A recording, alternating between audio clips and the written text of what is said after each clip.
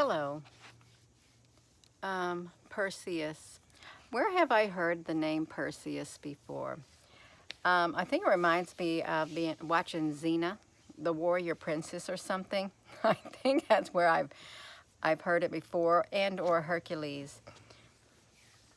But the title of this, when you're young, you view life different. And I've been setting out here. I can't work on my greenhouse right now because we had rain and I had to cover it with some plastic, you all. I'm going to show you. I had to cover it with some plastic is what I had to do. I was going to work on it, but the sky got clear and then it decided to get cloudy again. And that's okay. And then my ears started burning and I thought that's about right. But hello everyone. Yes, hello. Hello King Ohukamendo. Hello Apple Brooks. Hello wherever you are in any part of the world. Hello from my heart to yours. Thank you for joining me. I was thinking when I was young, you know, I didn't give much thought to my ways when I did things, the consequences. For one particular thing that I did, I was bullied in school. I was, when I was in elementary. I was bullied a lot by one individual. And I remember telling my mother that this girl would not leave me alone. Oh my gosh, you all, the advice my mother gave me. I wish she wouldn't have gave me that advice. I really wish she would not have had. She more or less told me to stand up for myself. Of course, I was a little mouse when I was younger. A teeny tiny, don't want to bother nobody person. That was me. And I didn't like being picked on. It was like, I think I was in the 2nd or 3rd grade, and this girl was like 2 or 3 grades before me. So she just kept picking on me every day at school. And she would shove me and stuff like that. And my mother said, well, you pick up anything you can get your hands on and use it. And I wish she wouldn't have told me that because I remember that girl, she would wait for me every day I come out of the elementary school and she would pick on me. Now, granted, my house is just, it's not that far from the elementary school. I could walk to the elementary school in 3 minutes. But this girl had further to walk. And she just kept picking on me one day. And I had this stick. I had this stick, you all. I want you to know that I am so ashamed of what I did. I really am embarrassed that I did it. I took that stick and I hit her in her shins. And I remember her crying. Only did it one time. And I remember her crying and limping. I was out here by my greenhouse and a 2x4 hit me in the leg. And that memory popped back in my mind. And I feel really bad for doing that. I really do. And I didn't back then. I didn't. But when that board hit me in the shins, that brought back that memory. And I guess I really never was truly sorry because I never really thought of how that might have felt for her, even though she picked on me. But I was doing what I was told to do, and I didn't think of the consequences. I didn't. Yeah, so I hurt her legs when she was younger, you all. And it's like children, you know, we view life differently. We don't think. We don't. The girl never picked on me throughout the elementary school. She didn't, but you know what? She, when she was at middle school, she waited for me. She was in the 8th grade. She waited and she never forgot what I did to her. Never. She was a bully. I got in the 6th grade and she saw me And this was junior high school. You all, I hope this is all right. I'm sure you all have things in your past that, you know, you really didn't give much thought, but then the memory resurfaces. And it's about, you know, you're viewing life different when you're young. So she saw me in elementary school, she bullied me in elementary school, and I took a stick and hit her in the legs, and she cried, and she didn't bother me again. So she would have been probably the 5th grade or something like that, and I was maybe the 3rd grade. So I got to junior high, and she saw me. She was in the lunchroom. She saw me walk by, and she chased me all the way down the hallways. I ran away from her, and I ran into the office. She said, "I'm going to kick your you-know-what. You effing you-know-what." And I told the principal, and, you know, he didn't do nothing. So I stayed away from her. Well, that very next day, she saw me again. And, of course, I ran. But then she knew where I lived when I was younger. She was babysitting some children in a house in our, you know, our housing complex. We lived in low-income housing and got in the projects. We called them the new projects because they were a lot better, you all. I hope this is all right. So she saw me, and this girl she was big. She was, and she saw me on the playground where I live. She came out, and I had this bike lock. I had this, you know, those chains that you lock your bike up with, and it had like this, like a plastic coating around it.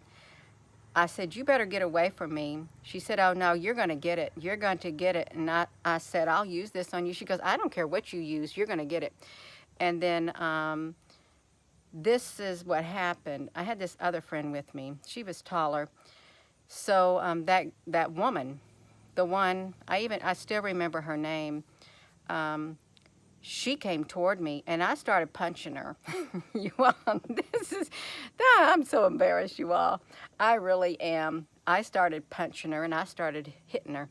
Then all the kids from around where I live, they all stood around in a circle, and we were fighting, and then something came over me. Then I just quit. I quit fighting back. I quit. She had me down on the ground. She was on top of me, punching me and punching me and punching me because I gave up. I gave up because there were all these kids all around, much older than me, cheering her on, beating me up. And I was small, you all. I'm only like 5'1½". So, you know, I was much smaller back then. And I remember one of the women's in the neighborhood, I used to watch her children. She came outside, and she saw all those people around cheering that girl on, the 8th grader beating up me in the 6th grade. She pulled her by the hair of her head off of me, and she told her, "If you ever lay a hand on her again, I'm coming after you myself." And then she hollered at all the people around there, cheering the girl on for beating me up, and I was sobbing, I was crying. And that lady, her name was Connie, she walked me from the playground all the way home. And I remember her telling my friend who was with me, she said, "Some friend you are, you let her get beat up." Well, my one friend, she wasn't the type that she don't fight. I didn't fight, but she took me home to my mother, and I told my mother seen me. I must had, I don't know if I was bleeding or I had red marks all over me. And my mother got so upset, she got in her car, loaded up my brother's. She went in her car to look where that girl's house was because she was down there in some apartments. And she was going to tell her. She was going to tell her a thing or two, but she couldn't find her. My mother was so upset that that happened to me. And the girl who beat me up, her name was Jackie. She was still in the duplex. Get this, she's in the duplex, the single duplex right next to the lady who literally pulled her by the head of the hair. her hair of her head off of me. She's right there on the other side of that. Okay, so she's still there, and my sister, my middle sister, she came home from work and she found out about it. She went over there to her house to where that girl was, I don't know, I guess she was babysitting too. And she had a talk with her, and she told her, if you ever touch my sister again, it's going to be the last time you touch her. Because even after that, that woman, she chased me down the sidewalk on my bicycle. I remember paddling so hard, as fast as I could, and my chain fell off my bike. You ever had that happen to you? It fell off my bicycle, and I thought, now she's really going to get me. But I made my way back home, and that's when I stayed in the house until my sister got home, and my sister got over there. That girl never bothered me again, but you all, it's like in the 6th grade when that happened. And she never bothered me ever again. But you know what? I learned back then, you know, I've got to start standing up for myself. That's what I learned. I have to stand up for myself. And I remember going back to middle school the next day.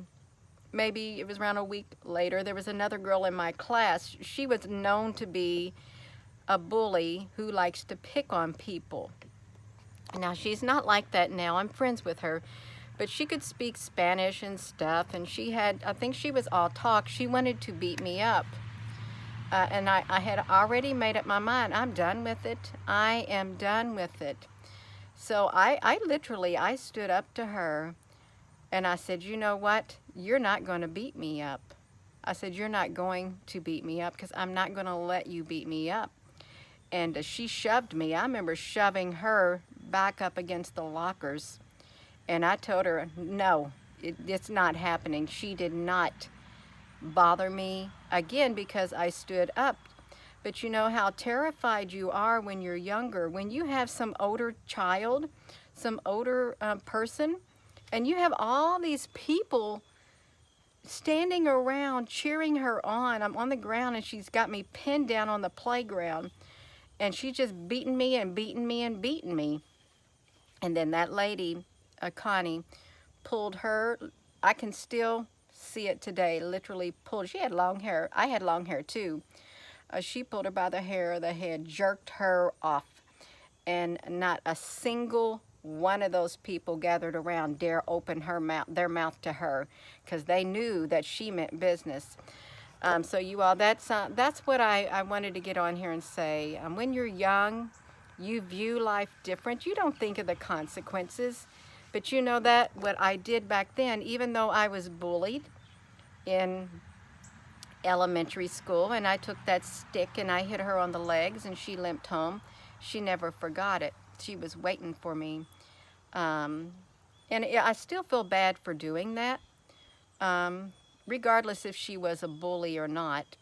And I had forgot that she got me down on the ground and was beating me up until I got on here with you all. That was what happened. But she never bothered me again, and here I am. I'm going to be 55 years old, and that still, see, that memory was stuck in me.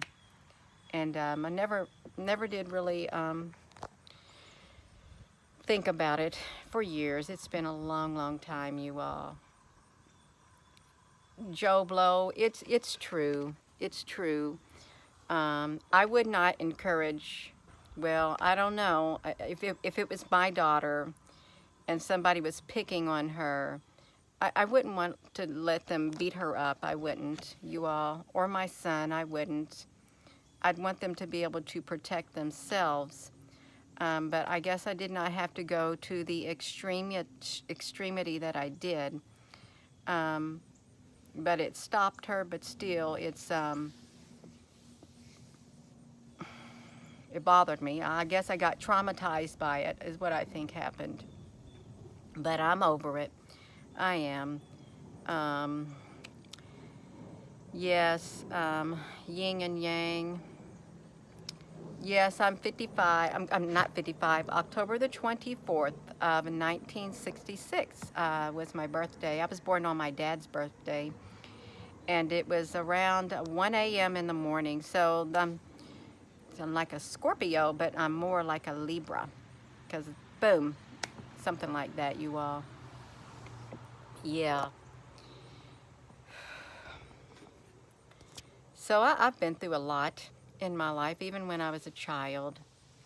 Um, you can't have the light without the dark. And see, even when I grew up, I ran into bullies, even in the workplace. See, that's the difference. Grown adults should know better not to do that, but they don't. I'm not going to say all adults don't know better. Um, I should say some don't care what they do to you, because within their being, they enjoy it, okay? Um, but I'm thankful for even that, even going through that, because it's like you graduate to a next level, and then I was able, my last person I worked with, she was very strong-willed, and I learned a lot from her. I miss her. Even though she got on my nerves, I kind of miss her because she gave me the strength to stand up and speak up. And I wasn't afraid. I could get right up. She'd say something to me and it wouldn't bother me no more, and I'd get right back in her face. Nicely, I could have an adult conversation, and I could agree as an adult to disagree. And she respected that, and that's how it should be. You should respect one another when you're grown up, okay? And even when you're a child, you should be taught to respect one another in a healthy way. But I don't like to see people being picked on. I don't, at all. Oh, yeah. So I was just sitting out here thinking about that, you all. That is my truth. That's my truth from my heart. What I've experienced in my life and what I felt like back then and what it made me feel like now. Okay, it's okay to talk about how you feel. It is. You got to get it out, because you never know, that might help somebody else who may be going through something themselves. You got to get it off your chest. See, that's like an old wound, I guess, that never healed, but it's healing now. And so I want to thank you all for listening. It's a very private part of my life, and I am ashamed that I did it. But well, it's okay. It's in the past. It's behind me. And I hope I never had to do that again. I won't do it again, you all. I won't. I won't. I'm not going to let people pick on me. I'm not. And beat me up physically and or verbally or emotionally or all of that. Yeah. So I'm going to go, you all.